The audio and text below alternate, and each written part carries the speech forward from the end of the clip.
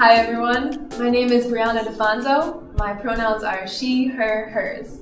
I'm here to talk to you today about my experience as a millennial board member and how your board can also engage and benefit from having youth and young professionals involved in your board.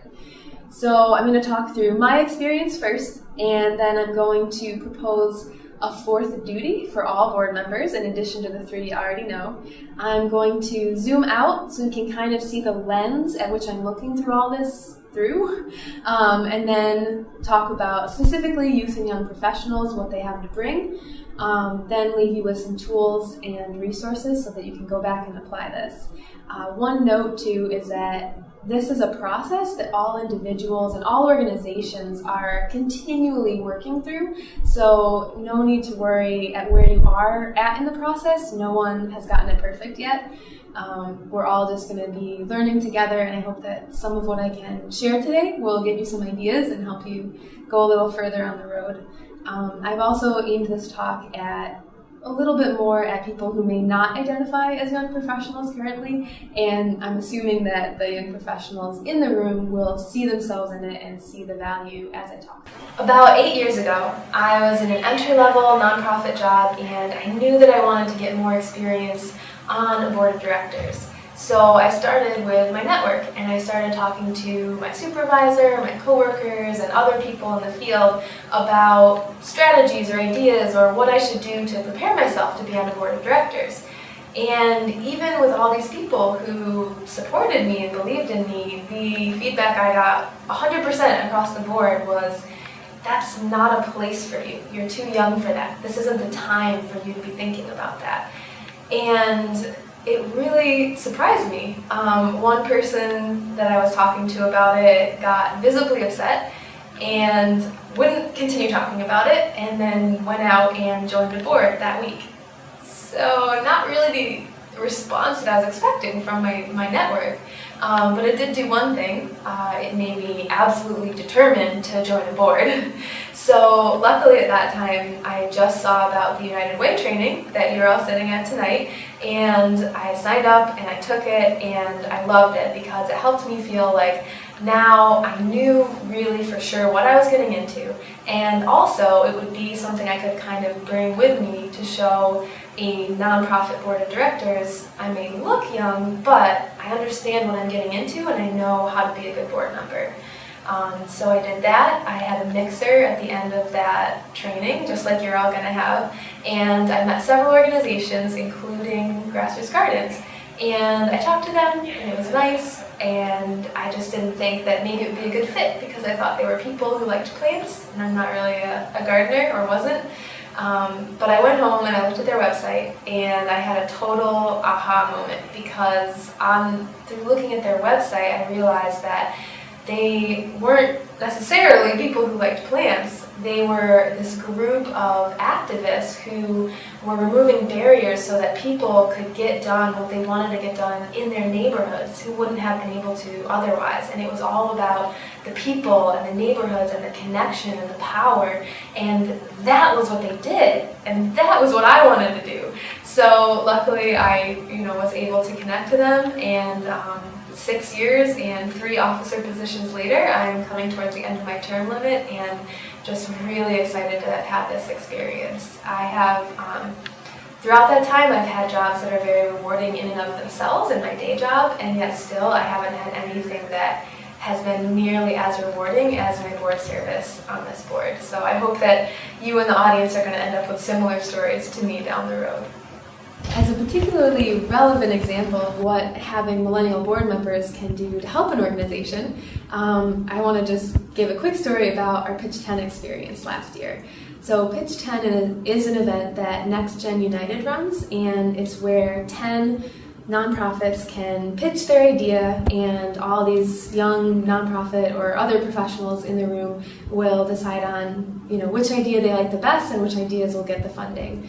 And the whole idea is that the organizations are also ones that are either run or led or have board members who are millennials as well. So Grassroots Gardens was signed up, everything was good, and then the night before the event, the staff member who was supposed to give the pitch got stuck in Texas and couldn't make it back in time. So our ED called and talked to me, just, making me aware of the situation, and I said, "You have a millennial board chair. I do public speaking. Send me the notes." So, long story short, we went. It was great. We won first place that night. But the really cool thing was to see all the other organizations that were already there, that were being led and championed by millennials, and then also to see all the people in the audiences who were mostly, early career, young professionals who were all there committed to making a difference. So it was a really cool energy in the room, and they're doing great things. You've probably heard of the 3 duties of board members, hopefully, since you're in this training. They are duty of care, and of loyalty, and of obedience. And basically, summed up, it means don't be evil. It's like follow the rules, make sure you're doing things that are ethical. And that's the reason that I think we need a 4th duty to really make a board great and make a board really go from just meh to something that's wow, to something that's really having an impact and helping the organization have an impact. So the 4th duty is what I call the duty of initiative. And that means that every board member takes the responsibility on themselves to be doing things and thinking about things and learning things and not just letting that responsibility flow somewhere else. So every board member should be learning about the field of work that the nonprofit's in and the needs of the constituents and things like that. They should also be learning about how to be a better board member and looking around at the board to see what needs to improve and suggesting improvements. This is not the job of the ED, it's not the job only of the board chair, although they are supposed to lead the effort, and it's definitely not the job of the diverse and marginalized constituents that you work with, whether on a board or through your organization. It should be every single board member who's on a board taking this as their 4th duty and taking it to heart. First, we zoom out. I'm going to use myself as an example for some of these concepts because it's a little bit easier for you to see and then you can apply it yourself. So, why is identity and intersectionality important? Intersectionality means that you can't talk about just one marker of my identity without also thinking about all the other ones and how maybe they interact to create the life experience and the ideas and just everything that I am.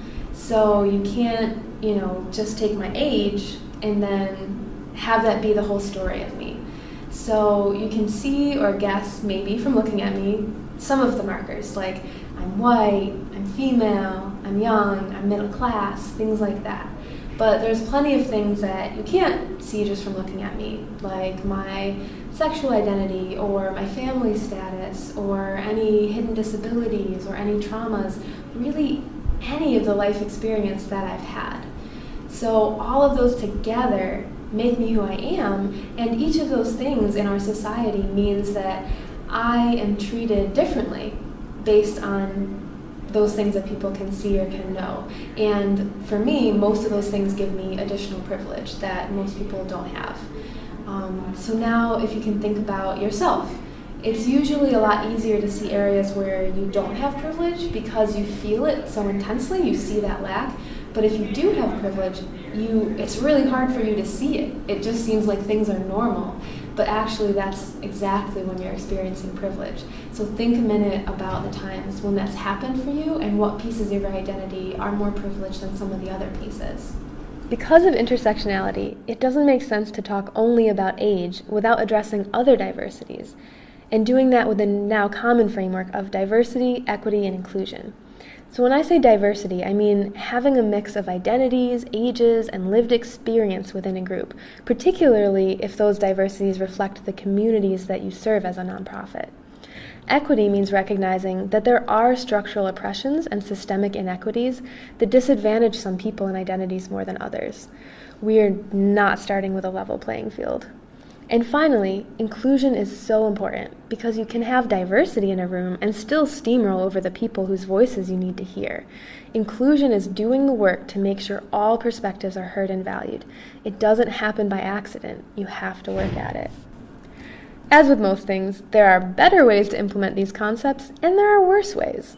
Most groups agree on these as goals, but the challenge always comes in implementation. So please, try to be intersectional. Don't narrow your definition or put people in a box.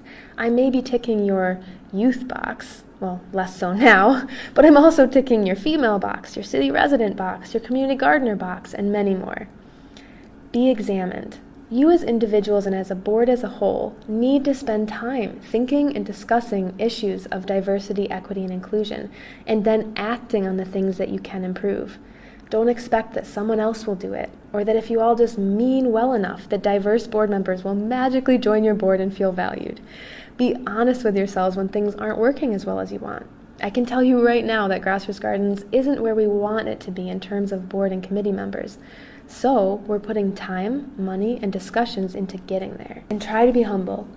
These topics can be very triggering for people, especially when you're finding out that you have a kind of privilege, or when someone points out something that could be done better. For this work to succeed, every person will need to operate in a spirit of learning and being willing to be wrong. There's also some common ways that well-intentioned groups can fail to meet their own standards when trying to be more inclusive. The most common one I see is pretending to be colorblind or any other kind of blind. I have a race, a gender, an age, a body, a lived experience. Pretending otherwise is ridiculous, and it erases who I am. Even more so for people who aren't in the dominant group. Don't do it. If this is hard for you, please follow up by reading some of the resources at the end and watching the TED Talk about moving to be color brave. Most of us have been raised with this idea and this concept and think that it's a healthy way to be, so it's totally understandable that you're there. But we do need to move beyond it because it's really just an adaptation of modern-day racism. The next one I see a lot is tokenizing, thinking that because someone represents a particular demographic, your work is done diversifying your group. This is also usually paired with expecting that person with a certain identity to speak on behalf of everyone in the world with that identity. For example, in a room full of men recently, one of them turned to me and asked me what women thought about the topic we were discussing. This topic had nothing to do with gender. Really? All women? Because all of us have exactly the same opinion? How convenient that I was there. And finally, patronizing. This is related to tokenizing, but is worth calling out separately. It's when someone goes out of their way to highlight someone's identity or makes assumptions about their interests and capabilities based just on their identity. As a somewhat silly example, don't look at me and ask me to start a Snapchat account for your organization. I'm 31. I don't get it either. When I joined the Grassroots Gardens board, I was 26 and the youngest person in the room by almost 20 years. I expected to be talked down to, and miraculously, I wasn't, which is one of the main reasons that I've stayed through my full term limit. When you're thinking about the kind of diversity your board needs, look at the populations you primarily serve. Are they people of color, city residents, low income, youth, differently abled? People respond better to someone who looks like them and has similar life experiences or identities to them. If you're not that person, you have a responsibility to seek their feedback, recompense it equitably, and understand as much as you can about their lived experience and circumstances. While doing so, please be aware of the emotional labor and unpaid labor they're doing for you, and do as much as you can on your own. Then when they do give you feedback, listen to it. Don't be defensive or punish them for being honest. Too often, nonprofits and their boards can risk recreating the same systems of oppression that harm their constituent communities in the first place. Recognizing how your organization participates in the nonprofit industrial complex and how to mitigate that can go a long way in furthering your mission without further harming vulnerable communities. One thing that I think helps people to see how a broader range of people can bring a lot to the board is taking a step back and looking at what board members actually need to be doing. This list I created is more for a working board than a purely advisory board, but most of them should apply to either one. Attending events, doing committee work, using your personal networks, donating money, educating yourself, following policies, asking questions. Is there anything here that couldn't be done as well or better by a diverse board member? Anything that couldn't be done by someone younger? Come to think of it, how might some of these actually be more effective being done by someone in their early career? Generally speaking, I see a huge potential benefit of having not just young professionals, but particularly nonprofit young professionals, for their perspective on the work of the organization and engaging them in the work of improving the sector as a whole. I've found from talking with people at this venue and other similar ones that most boards are actually looking for younger members and volunteers. According to BoardSource, if you don't know it, look it up, it's awesome. Less than 2% of nonprofit board members are under 30 years old.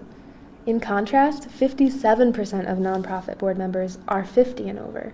That's a missed opportunity for a really good range of ages there, and the nonprofit sector needs to have younger people involved, particularly now, if it hopes to stay strong and to adapt. There are also many ways to cultivate leadership outside of traditional board membership. Young professionals can make amazing additions to committees, to advisory groups, as pro bono volunteers, and as brand champions. The more you can engage them outside of board service, the better you get to know each other and find the all-stars who are ready to be the leaders you need. Grassroots Gardens asks everyone interested in joining the board to join a committee first until our elections at year end, which has been a great way for us to find the board members who are the best fit. This is a picture of some of our board and staff at a recent board retreat. And yes, the littlest one stayed for the whole 3 hours. He's been coming to board meetings since he was 3 months old and is so ready for board service. Just ask him about it. When I look at what young professionals in particular can bring to a board, it falls into two main categories for me. Perspective is the first thing people think of, and I want to unpack that. But something I've seen over and over is also the example that they give through their actions and just how they show up. By example, I mean you always need to be cultivating a good board culture, and how they show up in a space and just being around them can set a good tone for everyone else. Many young professionals bring an incredible energy, enthusiasm, and positivity. They can bring to the table their time and hard work. They're used to getting things done, no matter how small or how big. They can bring collaboration, idealism, and ecosystem-wide thinking. They can bring creativity, flexibility, and adaptability. I can't stress this enough. The issues and resources in our world are changing rapidly, and we as nonprofits need to change with them. On the perspective side, fresh and different perspectives are always needed, especially to help adapt and grow. All teams perform far better when they're diverse. Young professionals can often put themselves in the staff's shoes, especially nonprofit staff, which helps the board in not only making decisions, but communicating those decisions. In our sector, donors and volunteers are aging. So how do we keep younger audiences involved? Millennials give a lot to charity, but they like to be engaged in slightly different ways. And finally, comfort with technology. Please don't assume that someone has a comfort with tech or wants to be involved in it. Remember tokenizing. But many do, and they can bring that technical literacy and their very large social networks to the table. I also want to note these benefits I'm listing don't just benefit your organization. Every board member individually benefits from things like this. At every stage of your life and career, it's good to have a diverse network of connections and relationships, both personally and professionally. I know I've been able to facilitate things that other board members needed just through who I was and what I knew and had access to that they didn't. And of course, people of all ages can and do bring all the benefits I listed above to the table. Youth board members. I bet you weren't expecting me to take the idea of young board members all the way back to elementary school age kids, but hear me out. If you want your board to reflect the people you serve, and those people include youth under 18, then they need to have a voice on your board, right? It's simple. And even if you don't serve kids with your mission, I recommend having youth on the board anyway. In the short term, it gives you a very different perspective and engages people while they're young to have a responsibility in guiding and changing our world.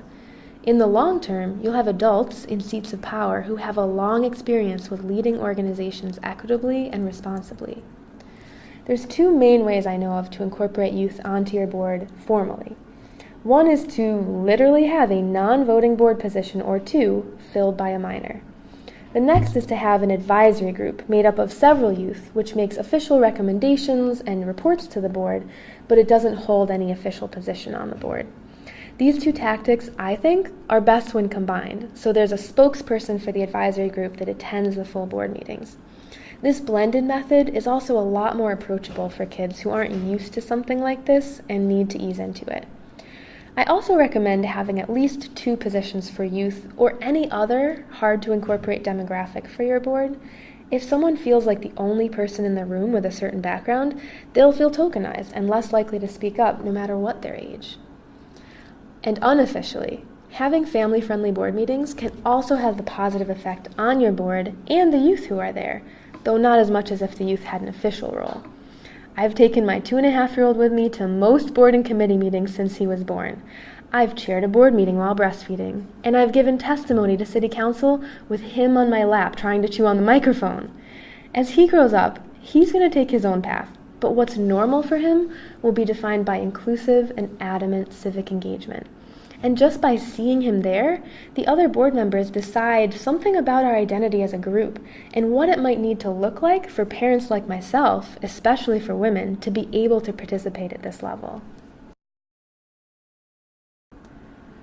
So how can you make your board more welcoming, both in structure and in culture? Like with some of the earlier, more general points about diversity, it's important that you meaningfully include all participants in a board without tokenizing them. It's hard, and some board members will be more skilled at it than others, but it's something that's well worthwhile to keep trying at and to keep trying to do better. We need to do this intentionally. To do it, you can look at 2 main categories: your policies and formal structures, and then your culture or your informal structures.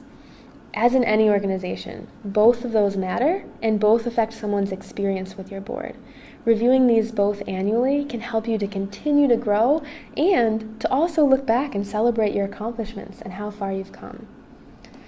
Another note before I get into more details.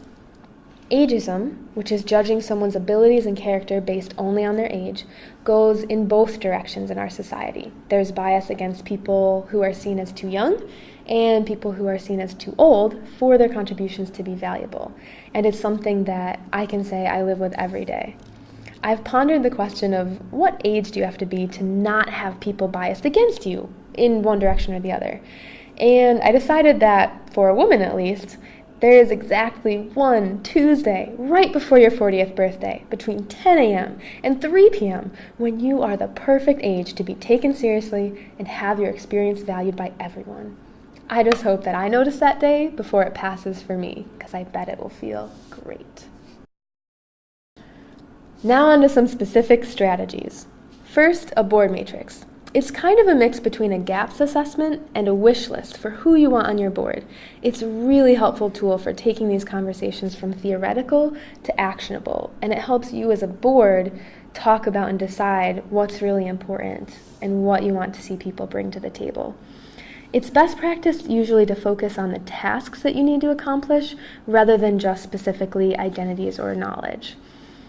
I would also include a section that considers whether someone might be a good fit on a committee or as a volunteer, because board spots will be limited, but you always want to have a pool of people who are potential leaders for you.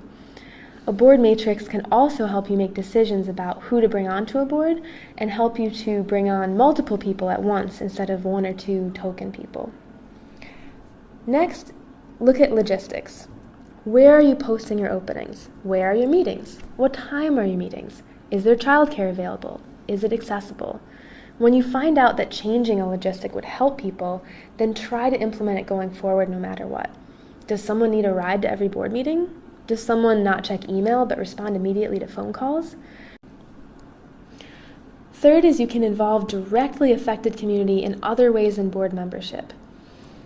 While you're doing that, you can also be cultivating future board members. Sometimes it's impractical due to money or other commitments for them, and that's fine. One thing that Grassroots Gardens practices is having all of our board candidates join committees before applying to the board. Another is asking people's opinion on just certain matters or asking them to lead just a certain event, and always following up with them afterwards to show how their input was taken and how their efforts were valued. At Grassroots Gardens, we've also been doing a lot more board training. We've been doing a training at every board meeting, and we've had several retreats together. We don't assume that anyone comes in with a certain knowledge that will help them in the board. So we use the fourth duty to decide what information is most important and share it together, so we're all coming from the same place in that way and we're using the same language. A last note here about board structure is that for most organizations, I don't recommend having a junior board, which is generally structured as an advisory board of young professionals. The reason is that young professionals should have a seat at the decision-making table in an equal and meaningful way. If you don't remember anything else from this talk, remember that. The one time when a junior board can be good is for a very large national nonprofit. There, the board focuses more on connections, financial contributions, has limited seats, some might be appointed. That's when the junior board can be a good way for early career professionals to access board service and maybe committee work, while maybe only one or two are able to actually sit on the full board. I hope that this and the rest of the talk hasn't made board service seem to loom larger in your minds. I hope it's done the opposite. From the outside, it seems like such a difficult and inaccessible mystery, but after taking this United Way course and reframing some of your expectations of board service through this talk, I hope you'll find that all of you have even more to give than you originally thought, and all of you can leave the room with confidence and a better understanding of what type of board you're looking for. The world does need you. Welcome to the revolution.